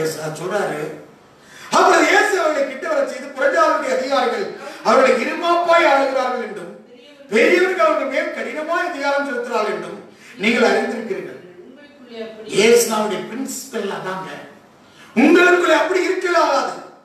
இந்த உலகத்துடைய பிரின்சிபலை நீங்க பின்பற்றாதீங்க. தேவனுடைய ராஜ்யத்துடைய பிரின்சிபல் வேற, உலக பிரின்சிபல் வேற. நம்முடைய கையாளக்கூடிய தேவ ராஜ்யத்தை கட்டுகிறவர்கள், தேவ சபையில் சேர்க்கப்பட்டவர்கள், இந்த வேத பிரமாணத்துடைய பிரின்சிபல் வேற, அதனுடைய கோட்பாடு வேற. கிறிஸ்தவ பிரின்சிபலின்படி நீங்க கையாள தெரிய வேண்டும். உலக பிரின்சிபல யூடியூப்லயும் பல இதுல நாம் பார்த்துட்டு இந்த உலக பிரின்சிபலை இதுக்குள்ள கொண்டு வரக்கூடாது. உலகத்தோடைய மகிமையெல்லாம் சபைக்குள்ள கொண்டு வருவார்கள். தீட்டு, அருவருப்பு, பொய்யடப்புகள் அவர்கள் ஒன்றும் பிரவேசிப்பது இல்லை. இயேசு சொன்னார், அந்த பிரின்சிபல் நமக்கு தேவையில்லை. அதனால்தான் தேவனுடைய சபை பரிகுற்ற, தேவ ராஜ்யம் பரிகுற்ற சாட்டப்படுகிறது, தூஷிக்கப்படுகிறது. வெளிப்பட்ட விசேஷம் 21:26 சொல்கிறது, உலகத்தோடைய மகிமையும் கனத்தையும் அதற்குள்ளே கொண்டு வருவார்கள். யார் அது? இந்த உலகத்துடைய ராஜாக்கள். 24வது வசனம், ரட்சிக்கப்பட்ட ஜனங்கள் அதன் வெளிச்சத்தில் நடப்பார்கள். பூமியின் ராஜாக்கள் தங்கள் மகிமையும் கனத்தையும் அதற்குள்ளே கொண்டு வருவார்கள். 26 உலகத்தோடைய மகிமையும் கனத்தையும் அதற்குள்ளே கொண்டு வருவார்கள். மணவாட்டிக்காக ஆயத்தப்பட்டு இருக்கிறது, ஆயத்தப்படுத்திக் கொண்டிருக்கிறார் புதிய எருசலேம். அழகாக தீட்டுள்ளதும் அருவருப்பும் பொய்யடப்பும் ஆகிய ஒன்றும் அதில் பிரவேசிப்பதில்லை. ஆட்டுக்குட்டியாகிய ஜீவ புத்தகத்தில் எழுதப்பட்டவன் மாத்திரம் அதில் பிரவேசிப்பான், யாரும் பிரவேசிக்க முடியாது. ஆகவே நம்முடைய தேவ ராஜ்யத்தினுடைய பிரின்சிபல் வேற, இந்த உலகத்துடைய பிரின்சிபல் வேற. உலகத்துடைய பிரின்சிபலை நீங்க பின்பற்றி உங்களுடைய குடும்பத்தை நடத்துவதற்கு, திருச்சபை நடத்துவதற்கு, ஸ்தாபனத்தை நடத்துவதற்கு கையாளக்கூடாது. அப்படி ஹேண்டில் பண்ணாதீங்க. ஹேண்ட்லரா இருக்கக்கூடாது. நீ நல்ல வைப்பனாக இருக்க முடியாது, நல்ல புருஷனாக இருக்க முடியாது, நல்ல மனைவியாக இருக்க முடியாது, வேதத்தின் மூலமாக நல்ல பிள்ளையாக இருக்க முடியாது, நல்ல தலைவராக இருக்க முடியாது. அதனுடைய பிரின்சிபல் வேற. இயேசு சொன்ன பிரின்சிபல் என்ன? உங்களுக்குள்ளே அப்படி இருக்கலாகாது. 26, 20, 26 உங்களுக்குள்ளே அப்படி இருக்கலாது. உங்களுக்கு எவனாலும் பெரியவனாக இருக்க விரும்பினால் அவன் உங்களுக்கு பணிவிடைக்காரனாக இருக்க கடவன். உங்களை எவனாயிலும் முதன்மையாக இருக்க விரும்பினால் அவன் உங்களுக்கு ஊழியக்காரனாக இருக்க கடவன். அப்படியே மனுஷகுமாரன் ஊழியம் கொள்ளும்படி வராமல் ஊழியம் செய்யவும் அநேகரை மீட்கும் பொருளாக தம்முடைய ஜீவனை கொடுக்கவும் வந்தான். ஊழியம் கொள்ள அல்ல, ஊழியம் செய்ய. Pastor, bishop, evangelist, apostle, preacher, missionary, teacher, singer, worship leader, இதெல்லாம் அப்புறம், அதெல்லாம் பிறகு. முதலாவது நீ நல்ல பணிவிடைக்காரனாக மாறு. இந்த பட்டெல்லாம் அப்புறம். முதலாவது ஊழியம் கொள்ளல, ஊழியம் செய்ய நீ பணிவிடைக்காரனாக முதன்மையாக இருக்க விரும்புகிறவன், நீ ஊழியக்காரனாக பணிவிடைக்காரனாக மாறிட்டார். கிறிஸ்தவ பிரின்சிபலை நாம் கையாள தெரிய வேண்டும். இந்த உலகத்துல, இந்த இந்தியாவில் சட்டம் இருக்கிறது, அதை கையாள வேண்டுமே. நல்ல சட்டங்களை, கிறிஸ்துவினுடைய பிரின்சிபலை கையாள தெரிய வேண்டும். அதுதான் ஊழியம். அப்போஸ்தல உபதேசம் கையாள தெரியாதிருக்கிறார்கள். பழிக்குட்ட சாற்று, தூசணங்கள், இது ஒரு பூரண பிரமாணம் என்று தெரிய வேண்டும். குறைபாடு இருக்கிறது. ஏன் இந்த பூரண பிரமாணத்தை நிறைவேற்றதா இருக்கிறோம்? பூரண பிரமாணம் இது. இந்த உலகத்தின் சட்டங்கள் இதிலிருந்து கண்டுபிடிக்கப்பட்டது, இதிலிருந்து எடுத்துக்கொண்டது. ஆகவே கையாளத்தையும் பிரச்சனைகளை எப்படி கையாளணும், இயேசு இப்படி பிரச்சனைகளை கையாளுவதற்கு தான் யோவான் சுவிசேஷத்துல 13ஆம் அதிகாரத்துல டெமான்ஸ்ட்ரேட்டர், அல்லேலூயா, செய்முறை ஆசிரியரா மாறிட்டார். இங்க என்ன எப்படி கேட்டாரு? prove by experiments, prove by experiments, செய்முறைகள் மூலமாக மெய்ப்பித்து காண்பிக்கிறார். யூதாசை வைத்துட்டு பந்தியை விட்டு எழுந்தாரு, இடுப்புல சீலையை கட்டினாரு, அறையில ஒவ்வொருத்தன் காலையா கழுவுறாரு. இந்த பந்திக்கு ஆயத்தப்படக்கும்பாங்க, பந்தியை பங்கெடுக்கும்பாங்க. பேரை சொல்ல ஆண்டவரே என்ன சொல்றான்? நீ ஒரு காலம் காலை கழுவக்கூடாதுப்பா. நீ இந்த காலை கழுவ விட்டா உனக்கு பங்கு இல்லை. ஆண்டவரே என் காலை கழுவலாமா? இயேசு பிரயோஜனமாக நான் செய்கிறது என்னதென்று இப்பொழுது நீ அறியாய், இனிமேல் அறிவாய். இப்பொழுது அறியாய், இனிமேல் அறிவாய்.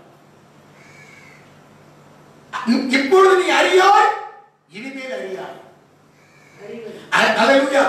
இப்பொழுது நீ அறியாய், நீ அறியாம இருந்துட்டு, அவருடைய பிரின்சிபல் அறியாம இருந்துகிட்டு, நீ bishop, pastor, apostle, worship leader, missionary, evangelist, வரம்பற்றவர், தீர்க்கதரிசி போடாத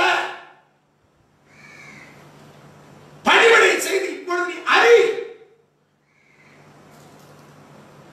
அவருடைய பிரின்சிபல் நீ கையாள தெரி. கையாட்டத்துக்கு அப்புறம் தான் நீ அப்போஸ்தல், நீ உன்னுடைய வாழ்க்கையில உனக்கு வைத்த அழைப்பு உறுதிப்படும். evangelist, pastor, prophet, evangelist, எல்லாம் அதுக்கப்புறமாக. இப்பொழுது நீ அறியாய், இனிமேல் நீ அறிவாய். அவன் ஒரு அப்போஸ்தலன் தான். ஊழிய கொள்ளப்பா. அவன் என்னன்னா அந்த உலகத்தினுடைய பிரின்சிபலை பார்க்கலாம். குரு அவ்வளவு தலைவன், அவனா காலத்தில் உள்ளது. யோவான் பாத்திரம் செய்ய அவுக்கிறதுக்கு என்ன பாத்திரம். ஆனா இவரு என்ன செய்தாரு? கால கழுவிட்டார், பாதத்தை கழுவினார்.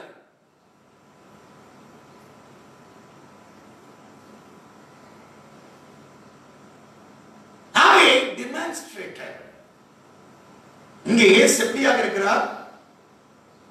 செய்முறை ஆசிரியர். prove by experiments, செய்முறை மூலமாக மெய்ப்பித்து காட்டக்கூடிய ஒரு ஆசிரியர்.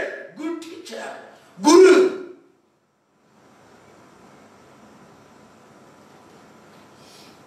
எப்படி ஹேண்டில் பண்றாரு பாருங்க, கையாளுகிறாரு பாருங்க. அவங்களுக்கு இருக்கக்கூடிய பிரச்சனையை 12 பேருக்கு பிரிவில் இருக்கக்கூடாது.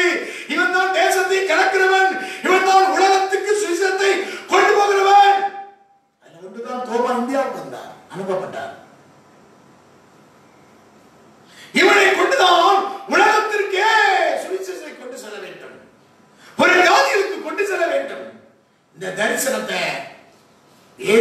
எப்படி கையாளுகிறார் பாருங்க.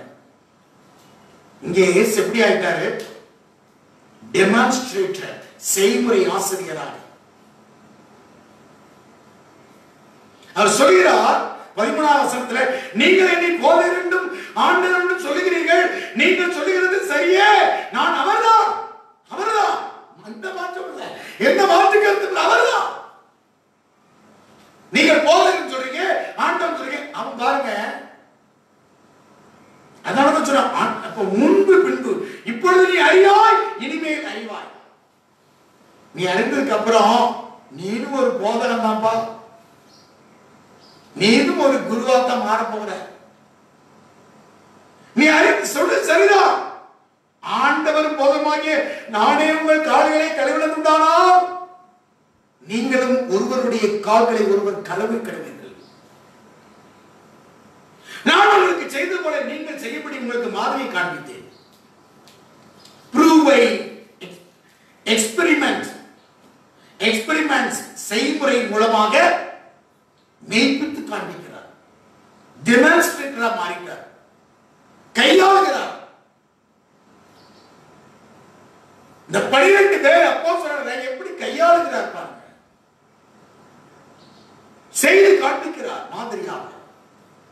மெய்யாவே மெய்யாவே நான் உங்களுக்கு சொல்கிறேன், ஊழியக்காரன் எஜமானின் பெரியவன் அல்ல, அனுப்பப்பட்டவனை அனுப்பினவன் பெரியவன் அல்ல. நீங்கள் இவைகளை அறிந்தபடியால் இவைகளை செய்கிறால் பாக்கியவான்களாக இருப்பீர்கள்.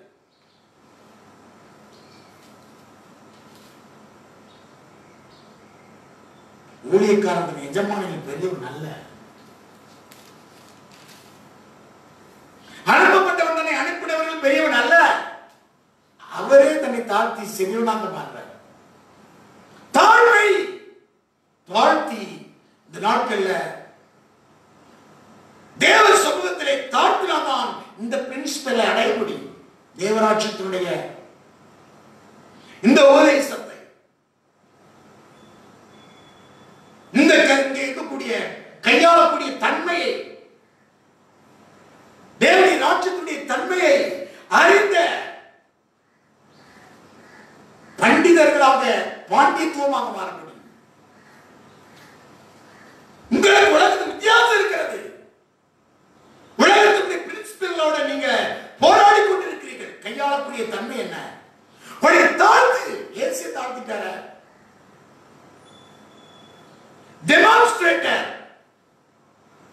கையாளுவதற்கு அவர் செய்து காமிச்சாருங்க. இவங்களுடைய பிரச்சனைகளை சால்வ் பண்றதுக்கு கையாளுவதற்கு டெமான்ஸ்ட்ரேட்டரா மாறிட்டார். ப்ரூவை எக்ஸ்பெரிமெண்ட்ஸ் செய்முறை மூலமாக மெய்ப்பித்து காண்பித்திருக்கிறார். செய்முறை ஆசிரியராக மாறிவிட்டார். ஹல்லேலூயா. ஆண்டவருடைய நாம் பிராக்டிக்கல், டெக்னிக்கல் இன்ஸ்டிடியூட்ல பிராக்டிக்கல் ஒன்று இருக்கு. வெறும் தியரி மாற்றம் இல்லை, பிராக்டிக்கல். தியரி நாலேஜ் ஒண்ணும் கிடையாது, புக்கிஸ் நாலேஜ் ஒண்ணும் கிடையாது, கையேடு வச்சு ஒண்ணும் கிடையாது, நாட்டு சட்டத்தை வச்சு ஒண்ணும் கிடையாது. எழுதிக்கிட்டே இருக்கிறாங்க, எழுதிட்டே போயிட்டா எழுதி நோட் வச்சு ஒண்ணும் பிரயோஜனம் இல்லை. முதல்ல என்ன செய்யணும்? பிராக்டிக்கலி அந்த சம்பவம், அந்த சூழ்நிலைகள் நடக்கும் போது தன்னை தாழ்த்தி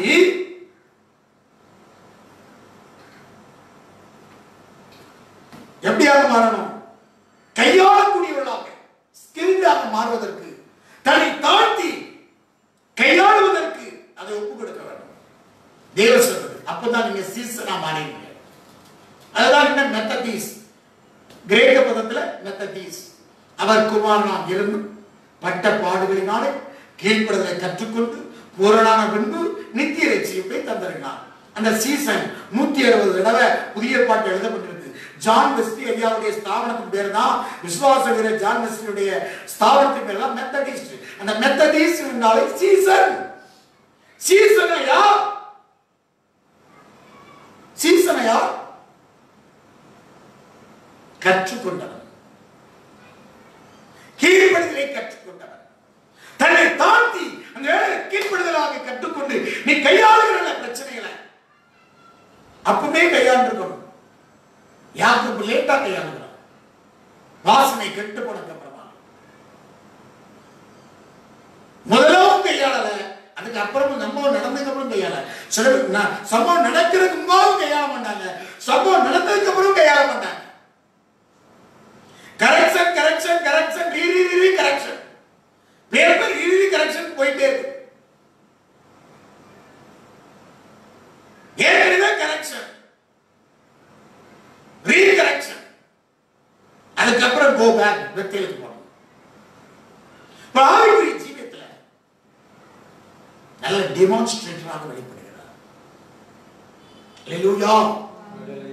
கையாள தெரியுதுங்க, அந்த பாண்டியத்துவம் பண்ணி குறைக்கணும். விசுவாசித்து இத்தனை வருஷம் ஆகிக்கொண்டே இருக்குதுங்கள, கையாளக்கூடிய தன்மை வேண்டும். மோசே 40 வருஷம் ஜனத்தோட சஞ்சரித்தான், கையாளக்கூடிய தன்மை இருந்தது. யோசுவா கூட இது கற்பிக்கப்பட்டவன். கையாள தெரிய வேண்டும், அதான் முக்கியம். லீடர்ஷிப், அவருடைய வேதத்தின் பிரின்சிபலை கையாள தெரியணும்.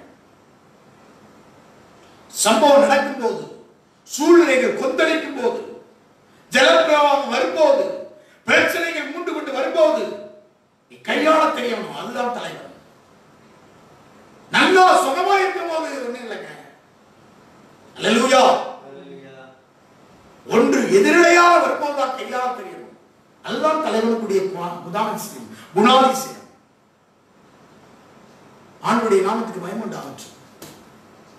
இது பார்த்து கொண்டே போலாம், நேரம் தான் இல்லை. அல்லேலூயா. ஈசாக்கை குறித்து பார்க்கும்போது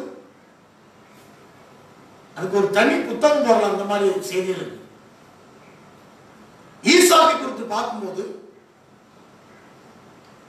ஏசா யாக்கோபு 2 பேருக்கு பிரச்சனை. அவன் கொல்லணும்னு திட்டமிடுறான், நல்ல தகப்பனாக கையாளுகிறான். அல்லேலூயா. முதல்ல எப்படி நடந்துச்சோ தெரியல, அவன் அப்பா பிள்ளை இவன் அம்மா பிள்ளை, குடும்பத்துக்குள்ள இப்படி ஒரு பிரச்சனை. ஆனா குறைவாத குடும்பத்தில் இறந்துவிடக்கூடாதுன்னு சொல்லி கையாளுகிறான். நீ போப்பா. அவன் யாக்கோபு பாருங்க தன்னை தாழ்த்தி போகிறான். ஆதியாகம புத்தகத்தில் இங்க வாசிக்க முடிகிறது. ஆதியாகம புத்தகம் 28ஆம் அதிகாரத்துல 28 ஈசாக்கு யாக்கோபை அழைத்து அவனை ஆசீர்வதி, நீ காணக்கூடிய குமாரத்தின் பெண் கொள்ளாமல் எழுந்து புறப்பட்டு பதானங்களுக்கு அவன் தகப்பனாகிய பெத்லேம் வீட்டுக்கு போ, அங்க போன்னு சொல்றேன். 7ஆம் வருஷம் யாக்கோபு தன் தகப்பனும் தன் தாய்க்கு கீழ்ப்படிந்து பதானராமுக்கு புறப்பட்டு போனதை ஏசா கண்டான். போறான். அல்லேலூயா.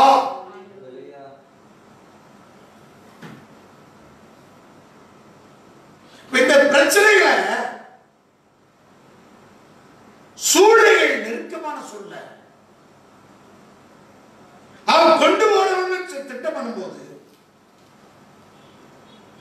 எப்படி ஹேண்டில் பண்ணிடலாம் பாருங்க.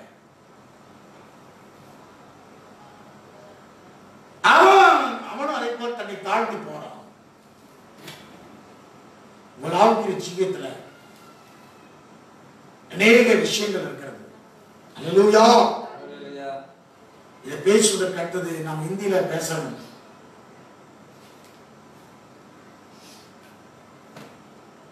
மனுஷ கையில விழாதிருப்போமாக, கர்த்தருடைய கையிலே விழுவோம். மனுஷனை நம்பிக்கையாக பார்க்கிறோம், கர்த்தரே பற்றுதலா இருக்கிறதுனா யார் கையிலுமே விழாதீங்க. தாழ்த்தி எந்த உலகத்தினுடைய பிரின்சிபல் அதல்ல நமக்கு தகுதி. என்னுடைய தகுதி தேவனால உண்டாயிருக்கிறது. உனக்கு அவர் sufficiency from God, அவரை உன்னை தகுதிப்படுத்துகிறவர். அவருக்கு போய் விடுவோம், தாழ்ந்துவோம். தேவ சமுத்திரை தாழ்ந்த பிரச்சனையில நீங்க கையாளக்கூடியது ஒண்ணு என்ன? தன்னை தாழ்த்தி ஜெபம் பண்ணணும். இந்த தேசத்துக்கு சேமத்தை கட்டளையிடுவார். 4ஆவது அப்படித்தானே சொல்லுகிறார், தாழ்த்தி ஜெபம் பண்ணுங்க, இந்த தேசத்துக்கு ஒரு சேவத்தை கட்டளையிடுவார். எடுத்து வாசிக்கலாமா? வாசிப்போம். 2 நாளாகமம் 7ஆம் அதிகாரம் 14வது வசனம். ஏதோ நெருக்கப்பட்ட என் ஜனங்கள் தங்களை தாழ்த்தி ஜெபம் பண்ணி என் முகத்தை தேடி தங்கள் கொள்ளாத வழியில விட்டு திரும்பினால் அப்பொழுது பரலோகத்திற்கு நான் கேட்டு அவர்கள் பாவங்களை மன்னித்து அவர்கள் தேசத்திற்கு சேவத்தை கொடுப்பேன். அப்படி நாம் நெருக்கப்பட்ட ஜனங்கள், அல்லேலூயா, நீ எப்படியாக இருக்கிறாய் தன்னை தாழ்த்துறாயா? தேவசத்தை தாழ்த்தி அவரிடத்துல வருவோம். லூக்கா 15ல இயேசு நெஸ்டராக மாற, நெஸ்டர் இன்னொரு பேர் மாஸ்டர் போல நெஸ்டர், அங்க பார்த்தா டெமான்ஸ்ட்ரேட்டர், இங்க ஒரு நல்ல நெஸ்டர், நல்ல தகப்பனாக, வைஸ் ஓல்டு மேன், அறிவுமிக்க முதியவராக இருக்கிறார். அறிவுமிக்க முதிர்ச்சி தேவைங்க. ஒரு தகப்பனுக்கு 2 பிள்ளைகள் இருந்தார்கள். ஒருத்தன் எல்லா சொத்துக்களை பிரித்து எல்லாரும் கொண்டு போட்டான், ஆஸ்திகள் எல்லாம் அழித்து போட்டான். எல்லாருடைய அவன் செலவழித்த பின்பு அந்த தேசத்திலே கொடிய பஞ்சம் உண்டாயிற்று. அப்பொழுது அவன் குறைபட தொடங்கி அந்த தேசத்து குடிகளில் ஒருவனிடத்தில் போய் ஒட்டி கொண்டான். அந்த குடியானவன் அவனை தள்ளி வயல்களிலே பண்டிகளை மேய்க்கும்படி அனுப்பினான். அப்பொழுது பண்டிகள் தின்கிற தவிட்டினாலே தன் வயிற்றை நிரப்ப ஆசையா இருந்தான். ஒருவரும் அதை அவனுக்கு கொடுக்கவில்லை. அவனுக்கு புத்தி தெரிந்த போது அவன் தன் தகப்பனுடைய கூலிக்காரன் எத்தனையோ பேருக்கு பூர்த்தியான சாப்பாடு இருக்கிறது, நானோ பசினால் சாகிறேன். நான் எடுத்து தகப்பனத்தை திரும்ப போய் தகப்பனை வரத்துக்கு ரோமா அவனுக்கு ரோமா பாவம் செய்தேன். இனிமேல் குமாரன் சொல்லப்படுவதற்கு நான் பார்த்தேன் அல்ல, உடைய கூலிக்காரன் ஒருவனாக என்னை வைத்துக் கொள்ளும் என்று சொல்லி எழுந்து புறப்பட்டு வரும்போது தகப்பன் தன்னிடத்திலே வந்தான். அவன் தூரத்தில் வரும்போதே அவன் தகப்பன் அவனை கண்டு மனதுருகி ஓடி அவன் கழுத்தை கட்டிக்கொண்டு அவனை முத்தம் செய்தான். அன்பின் வைத்தியம். பிள்ளைக்கு முன்பாகவே ஒரு தாழ்த்தி ஏற்றுக்கொள்ளக்கூடிய ஒரு தகப்பன். ஆங்கிலத்தில் நெஸ்டர் வைஸ் ஓல்ட் மேன், அறிவுமிக்க முதியவன், அறிவுமிக்க முதிர்ச்சியில ஒரு முத்தம், அன்பின் வைத்தியம் செய்கிறார். அறிவுமிக்க ஒரு முதிர்ந்த அனுபவம், அறிவுமிக்க ஒரு முதுமை முத்தமிடுகிறது. இதுக்குதான் பேரு நெஸ்டர் வைஸ் ஓல்ட் மேன். எப்படி கையாளுகிறான்? அன்பின் வைத்தியத்தை கையாளுகிறான். இங்கே கையாளக்கூடியது என்ன? தாழ்த்தி வருகிறான். இங்கே நம்முடைய தேவனும் நெஸ்டர் வைஸ் ஓல்ட் மேனாக அறிவுமிக்க முதுமையான அன்பின் வைத்தியத்தை கையாளுகிறார். கிறிஸ்தவம் அன்பின் வைத்தியத்தை கையாளுகிறது. அல்லேலூயா. வைஸ் ஓல்ட் மேன் நெஸ்டர் ஒரு அறிவுமிக்க முதியவனாக இருக்கிறார். நம்முடைய தேவன் இப்படித்தான் கையாளுகிறார். அன்பின் வைத்தியத்தை கொண்டு கையாளுகிறார். விசுவாச, நம்பிக்கை, அன்பு, இவைகளில் அன்பே பெரியது. அன்பே பெரியது. ஒன்று தாழ்த்தி நீ தேவ சமூகத்திலே விழு, ஜெபம் பண்ணு. இரண்டாவது அன்பின் வைத்தியம். நீ கையாளுவதற்கு முக்கியம் அன்பு. கிறிஸ்தவத்திலே ஆணிவே அன்பு. இதை கையாள வேண்டும்.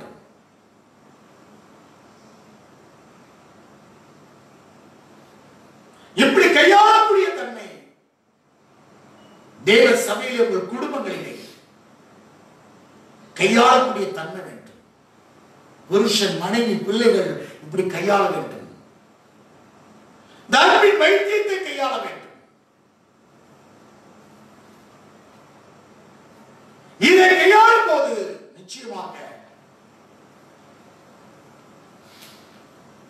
நம் மேல் ஒரு குற்றச்சாட்டு பழிச்சொல் வராது.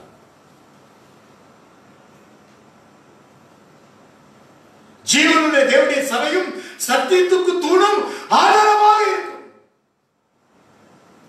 சில அப்போஸ்தலன் பவுல் தீமோத்தேயுக்கு எழுதுறார், இப்படி கையாள வேண்டும் சொல்லி குறிப்புகளை இப்படி கையாள வேண்டும். எப்படி ஹேண்டில் பண்ணணும் அப்படிங்கறத தீமோத்தேயுக்கு எழுதுறார். நிருபத்துல தீமோத்தேயுல இருக்கிறது, 1 தீமோத்தேயுல இருக்கிறது, தீத்து புத்தகத்துல இருக்கிறது, எப்படி கையாள வேண்டும் என்று எழுதுகிறார். அப்படி இருந்தால் தேவனுடைய சபை சத்தியத்துக்கு தூணும் ஆதாரமாக விளங்குகிறது. தேவனுடைய சமூகத்திலே நாம் ஜெபிப்போமா? Praise Jesus. பரிசுத்தரே, கர்த்தாதி கர்த்தரே, praise the Lord. நாளை எங்களோடு நீ பேசுகிற வார்த்தைகள் பரிசுத்த ஆவியானவரோடு இடைப்பட்டு நாசியில் சுவாசம் மனசுவை நம்பிக்கையாக இருந்தார். கர்த்தரே பற்றுதலாய்க்கிறது நலம், பிரபுக்குமே நம்பிக்கையாக இருக்கிறதை பார்க்கிறது. கர்த்தரே பற்றுதலாய்க்கிறது நலம். உத்தமமாக நீதியை பின்பற்றினாரே, அவனுடைய நண்பருடைய நீதி ஒத்து போகல, தூரமாய் இருப்பதாக என்று சொன்னார். சூழ்நிலைகள், தோல்வியான காலங்கள், நெருக்கமான காலங்கள், மோசமான காலங்கள்ல நாம் கையாளக்கூடிய நல்ல தலைவராக இருக்க வேண்டும். நல்ல உக்கிரானக்காரராக, நல்ல புருஷனாக, நல்ல மனைவியாக, நல்ல விசுவாசிகளாக, விசுவாசத்துக்கு துரோகம் பங்க விளைக்கிறதால் கையாளக்கூடிய தேவ பிள்ளைகளாக எங்களை மாற்றமா.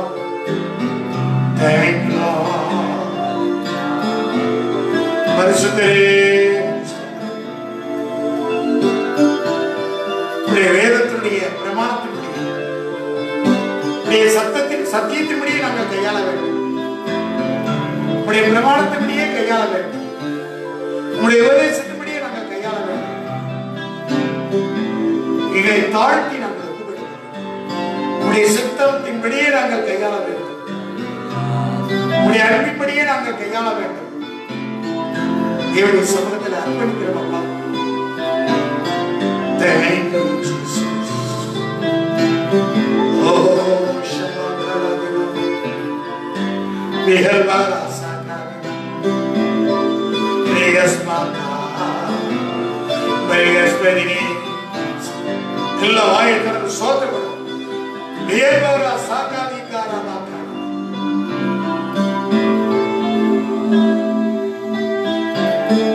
சிலுவையே முன்னோ உலகமே பின்னோ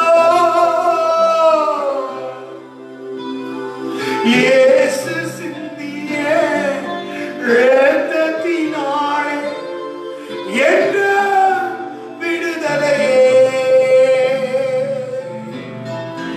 இயேசு சிந்திய இரத்தத்தினாலே என்று விடுதலையே,